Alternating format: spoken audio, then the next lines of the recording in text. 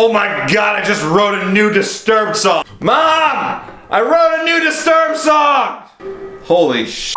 What is Seether up to nowadays? I think they need this. Oh my god, tell Volbeat that they have new music coming out.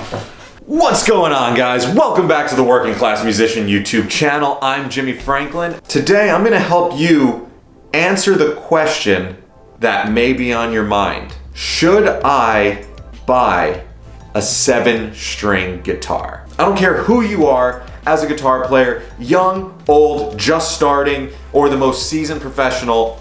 At some point, you have thought to yourself, maybe I should get a 7-string. And then it's usually followed up by the question, are 7 strings just for heavy metal, for children?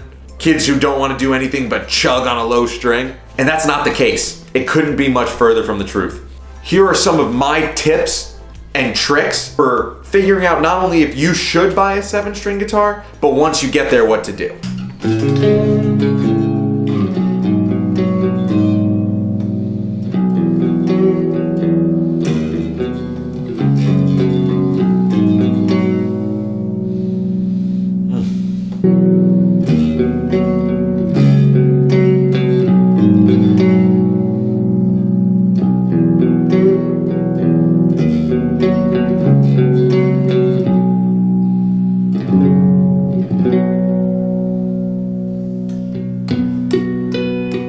So first of all, what is it that you are looking for out of your 7-string guitar?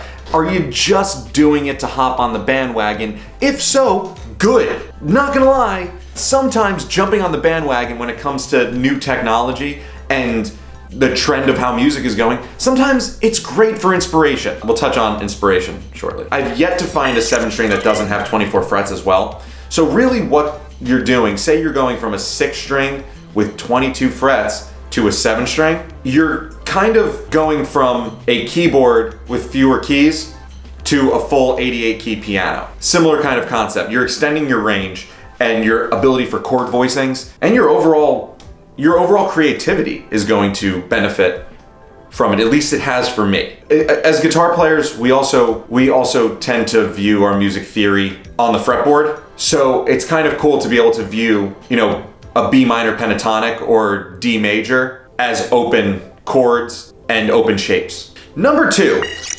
maybe it is that you are going slap happy. We're all doing it nowadays, aren't we? We're sitting on Instagram thinking to ourselves, how can I slap harder, better, faster than the last homie? All of this fun,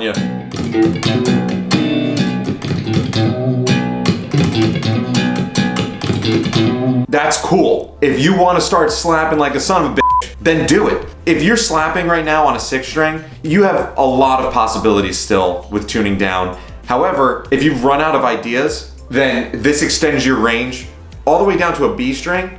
And also, when you drop that B string to an A string, the possibilities seem almost completely endless. Even the most simple slap riffs on a 7-string sound way better than your most exciting slap riffs on a 6-string.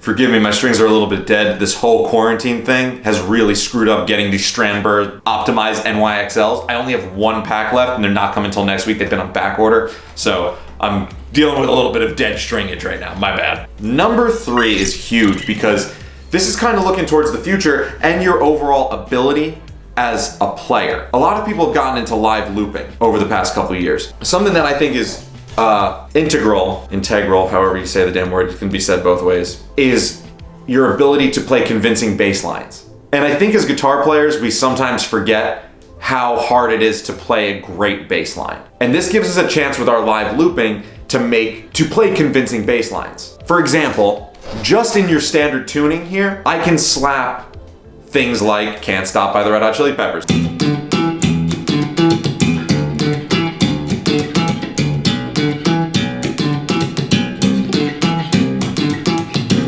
In the same octave as Flea does it. Think about that for a second. The possibilities when it comes to live looping are pretty endless. Sometimes some of you might have seen I like to live loop My Girl by The Temptations. And it's so great being able to get that bass part in its original octave. Sometimes you can only go as low as a baritone for certain songs. My point though is that this is not just a metalhead's low chunkin' instrument. There's a lot of application for someone in a live looping scenario. Number 4, and what I've danced around this entire video, is maybe you're suffering from the lack of inspiration. I'm gonna paint a picture for you here. Think back to when you were a kid and you first discovered drop D tuning. What did you do? You learned like 8 songs in 10 minutes, and then you wrote a bunch of sick drop D riffs that some of you probably still tell people today and show off. You wrote some of the best riffs of your life the day you tuned to drop D.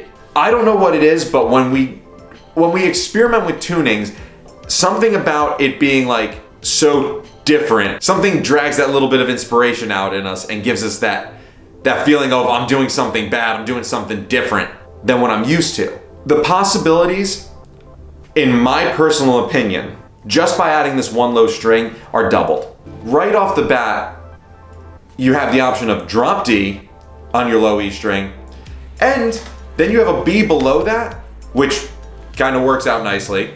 And then you have the option of your low B string or dropping your low B string down to an A. Do you know how fat an open D chord sounds when you tune your low E to an open D and then your low B to an open A? It's the fattest. I'm gonna do it real quick to show you, why not? What's gonna happen?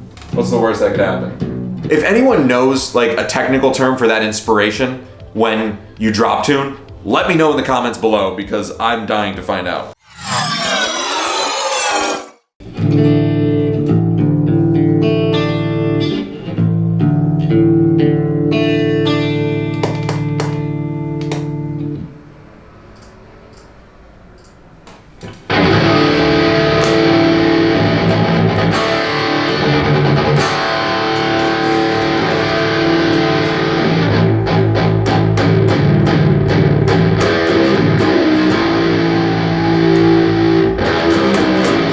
I'm experiencing it right now. I just wrote 10 songs.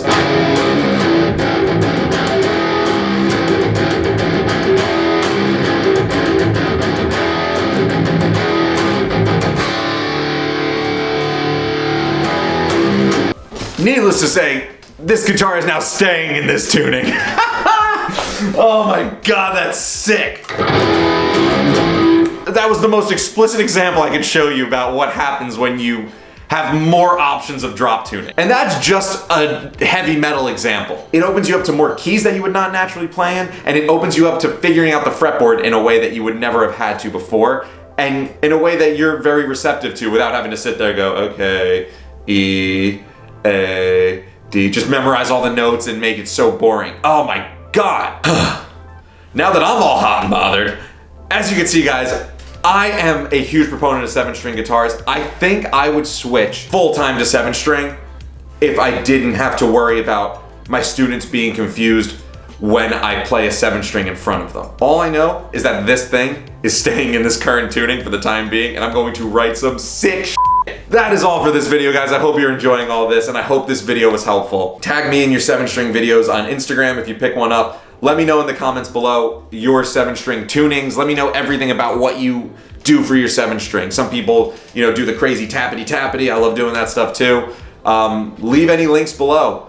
I'm excited to see what you guys have to say. Remember that if you like, comment, and subscribe, that'll increase your chances of winning my orange terror stamp that we're giving away. Can you see it? Yes, look at it. It's gorgeous. We're gonna give this away at 3,000 subscribers. Follow all of my social media, which is popping up somewhere on the screen.